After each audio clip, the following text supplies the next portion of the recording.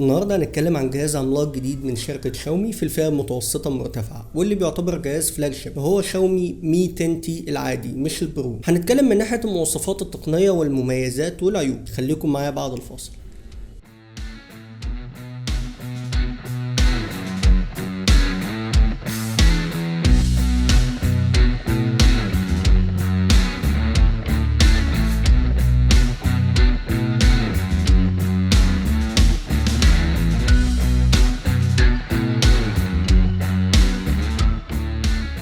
اول حاجه هنتكلم عنها النهارده هو التصميم. اولا خامات التصنيع والتقفيل كويسه جدا، توحي لك ان انت ماسك جهاز سعره يتجاوز 10000 جنيه. وش وظهر الجهاز وكمان الكفر بتاع الكاميرا مصنوعين بالكامل من الازاز جوريلا جلاس 5 تحديدا. مشكلته الوحيده انه بيبصم شويه، لكن المشكله دي بتروح بمجرد ما بتركب الجراب. واطار الجهاز او الفريم بتاعه مصنوع من الالومنيوم. بصراحه شاومي كانت موفقه جدا في تصميم الجهاز ده من ناحيه البيلد كواليتي. ثانيا هنتكلم عن الكاميرا. توزيع الكاميرات في ظهر الجهاز مميز جدا. الجهاز فيه 3 كاميرات. الكاميرا الاولى وهي الكاميرا الكبيره اللي محطوطه لوحدها دي بدقه 64 ميجا بكسل، وهي كاميرا وايد بفتحه عدسه 1.9. الكاميرا الثانيه هي كاميرا الترا وايد بدقه 13 ميجا بكسل بفتحه عدسه 2.4. اما الكاميرا الثالثه هي كاميرا التصوير عن قرب ماكرو بدقه 5 ميجا بكسل وفتحه عدسه 2.4. الجهاز بيدعم تصوير الفيديو بجوده 8K ب 30 فريم في الثانيه، او فيديو بجوده 4K ب 30 او 60 فريم في الثانيه، او فيديو بجوده 1080 بي ب 30 او 60 او 120 او 240 او 960 فريم في الثانيه. وده اللي بيخلي التليفون مميز جدا في تصوير الفيديو لو هتستخدمه في التصوير او في صناعه المحتوى على الانترنت. وطبعا الكاميرا بيجي معاها فلاش من نوع LED. ميزه الكاميرا ان هي بتدي تفاصيل كتيره في الصوره. بصراحه كاميرات تعتمد عليها جدا. تشبع الالوان كبير، والعزل والديناميك رينج فعلا كاميرات تقدر تعتمد عليها. والكاميرا الاماميه موجوده في فتحه صغيره جدا في الشاشه، شكلها جميل جدا جدا. دقه الكاميرا الاماميه 20 ميجا بكسل بفتحه عدسه 2.2، وهي عدسه وايد.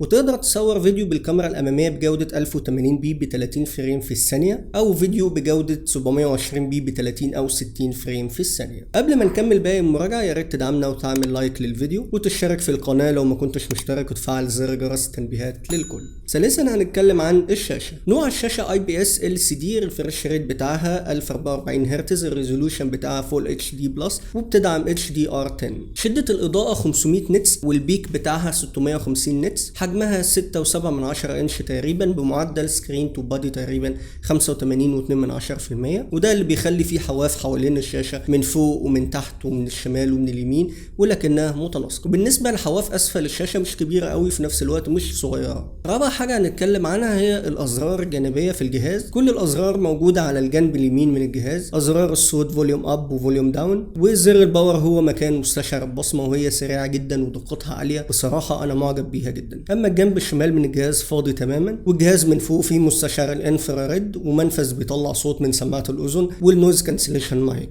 اما من تحت موجود درج الشريحه اللي بياخد شريحتين وبدون كارت ميموري، ومنفذ الشحن ونقل البيانات من نوع USB Type C فيرجن 2، واللي بيدعم الشحن السريع لغايه 33 واط، وكمان بيدعم تقنيه باور ديليفري 3. وكمان السبيكر الاستيريو. الجهاز بيجي بمعالج سناب دراجون 865 بنسختين، اما 6 جيجا رام او 8 جيجا رام من نوع DDR5، مع مساحة داخلية 128 جيجا من نوع UFS 3.1 السريعة جدا. وكمان الجهاز بيجي بتقنيات محترمة زي بلوتوث 5.1 وواي فاي 6 و NFC. وكمان بيدعم تقنيات الجيل الخامس 5G. لو انت في مكان فيه تغطية 5G هتستمتع بسرعات رهيبة جدا للإنترنت. كل المميزات الرهيبة دي بالإضافة للريفرش ريت 144 هرتز بيخلي الجهاز ده بيقدم تجربة ممتازة جدا في الألعاب وفي المالتي تاسكينج. كمان الجهاز بيجي بأندرويد 10 وواجهة MIUI 12 المميزه، واللي انا بحبها جدا من خلال تجربتي ليها على جهاز ريدمي 9 اللي كنت عملت عليه ريفيو قبل كده. وطبعا امكانيات بالعظمه دي يلزمها بطاريه طبعا تسد معاك. واللي بيميز الجهاز كمان ان بطاريته كبيره بسعه 5000 ملي امبير. انا شخصيا ما استخدمتش الجهاز كتير، يا دوب استخدمته في مده حوالي يومين تقريبا، فما اقدرش احكم على اداء البطاريه بنسبه 100%، لكن البطاريه ادائها معايا كان فوق الممتاز، وبتقل بنسبه بسيطه جدا مع الاستهلاك المستمر من تصفح انترنت السوشيال ميديا للالعاب. واعتقد ان البطارية دي ممكن تغطي استخدامك التقيل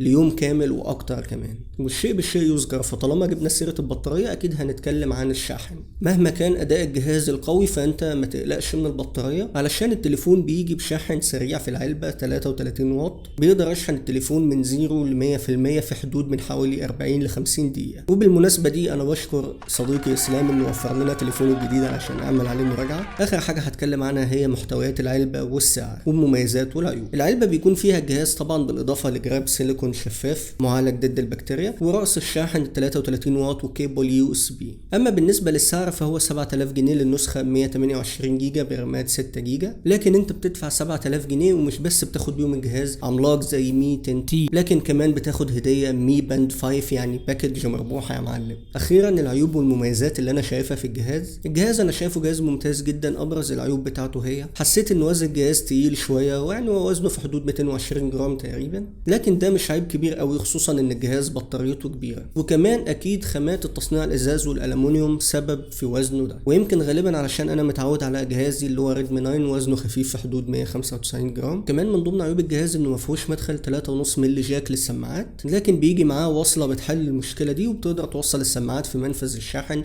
من خلالها. اما مميزات الجهاز فهي كتيره بصراحه، يعتبر كل تفصيله في الجهاز مميزه. بنصح بيه اي حد حابب ياخد اداء محترم في الالعاب. تقدر تلعب بيه ببجي على اعلى جوده فيري هاي واعلى فريم ريت ماكس. كمان تقدر تستخدمه في التصوير اليومي وصناعه المحتوى على يوتيوب. بصراحه جهاز عملاق ومتكامل من شاومي. السوفت وير بتاعه ما فيهوش اي مشاكل مع الضغط على الجهاز في الالعاب مده طويله. كمان الجهاز مع الضغط ما بيسخنش، وانا جربت الضغط على الجهاز مخصوص علشان الناس اللي بتخاف من عيوب شاومي الشائعه زي ضعف الشبكه والسخونه. انا حابب اقول ان انا في البيت عندي شبكه فودافون ضعيفه جدا واتصالات شبه مش موجوده، لكن انا اول مره اعمل مكالمات واضحه وحلوه من خلال فودافون في اي مكان في البيت، ومكالمات بدون تقطيع في اتصالات وبدون ما اضطر اخرج للبلكونه. بس كده لحد هنا انتهت المراجعه. اتمنى ان هي تكون عجبتكم. لو عندكم اي استفسار يا ريت تكتبوا لي في كومنت، وما تنسوش تدعمونا باللايك والشير مع اصحابكم، وتشتركوا في القناه وتفعلوا زر جرس التنبيهات للكل. اشوفكم في فيديو جديد. شكرا جزيلا. السلام عليكم.